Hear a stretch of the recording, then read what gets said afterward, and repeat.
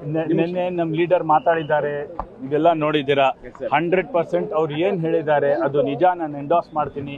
ಮತ್ತು ಇವಾಗ rally stage program ಅವ್ರು ಮಾತಾಡ್ತಾರೆ. ಮತ್ತು ಏನು ಅವ್ರು ಹೇಳಿದ್ದಾರೆ 100% ಸತ್ಯ.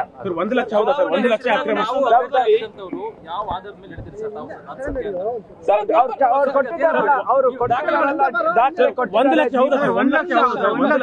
ದಾಖಲೆ ಕೊಟ್ಟಿದ್ದಾರೆ. ನೀವು ಮೀಡಿಯಾ ನಮ್ಮ ಲೀಡರ್ ರಾಹುಲ್ ಗಾಂಧಿ ಅವರು ತೋರಿಸಿದ್ದಾರೆ ದಾಖಲೆ. ನೋಡಿ, ನಾನು ಅಭ್ಯರ್ಥಿ, ಅದಕ್ಕೆ ಹೇಳಿರೋದು.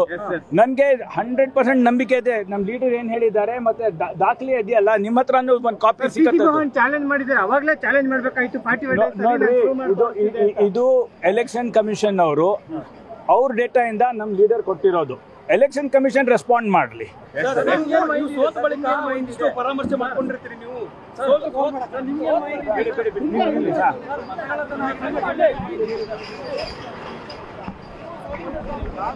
ನಾವು ಎಲ್ಲ ಜನರ ಮುಂದೆ ಹಾಕಿದ್ದೀವಿ, ಜನರ ಮುಂದೆ ಹಾಕಿದ್ದಾರೆ ಎಲ್ಲ ಡೇಟಾ.